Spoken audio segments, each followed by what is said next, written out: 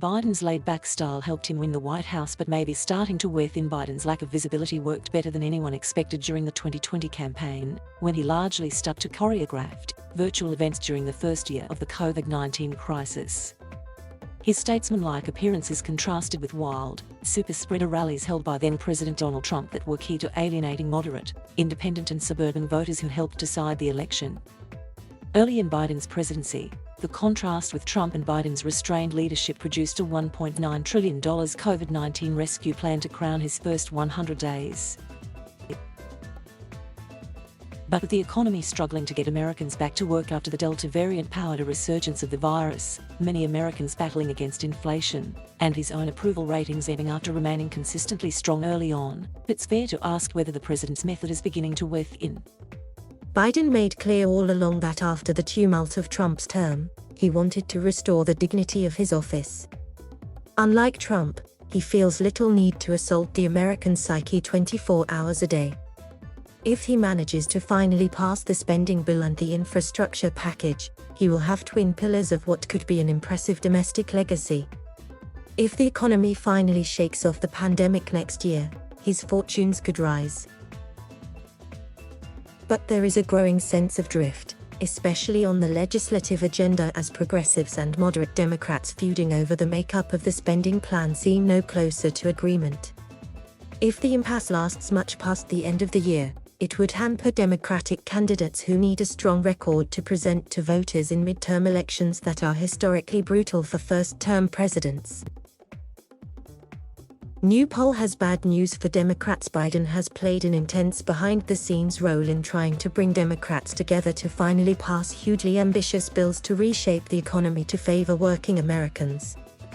The bipartisan measure would mend roads, bridges and transportation systems. The bigger proposal, opposed by the GOP and likely to be scaled back to appease moderate Democrats, would provide universal pre-K, improve home health care for sick and elderly Americans, add hearing and dental coverage to Medicare, and transform the economy to battle global warming. The White House often points out that key ingredients of Biden's plan, like expanding healthcare, overhauling infrastructure, and enhancing paid leave and access to college, are popular when they get their own turn in the spotlight. But so far, the go-big approach is not working. Most voters could not tell you what is in these bills. Kristen Saltis Anderson, a Republican pollster and strategist, said on The Lead with Jake Tapper. It's not because they are dumb.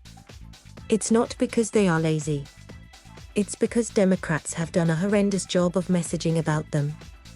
The difficulty Democrats have experienced in teasing out the purpose of the spending bill, especially, has focused the political fight in Washington on top-line costs. That has played into the hands of moderate Democratic senators like Manchin and Sinema. It has also offered an opening to Republicans who are already running a midterm election campaign partly rooted in their claims of out-of-control socialist spending by Democrats. That's why House Speaker Nancy Pelosi stresses that it's time for her party to focus on the content of the spending bill and not its dollar figure. One ray of light for Biden so far this month: Biden made that Michigan trip on October 5th, visiting the district of vulnerable Democratic Representative Elissa Slotkin. A later visit to Illinois was mainly to promote vaccine mandates. He has addressed the benefits of his programs from the White House in televised events. For instance, in a speech on Wednesday responding to the supply chain crunch that is spiking inflation and hurting the economy, Biden said, "I'm pushing for a once-in-a-generation investment in our infrastructure and our people with my infrastructure bill and my Build Back Better Act. These bills would transform our ports. There's billions of dollars for ports, highways, rail systems. That's all you need upgrading, and would bring products faster with more efficiency from the factories to the store, to your house," Biden said.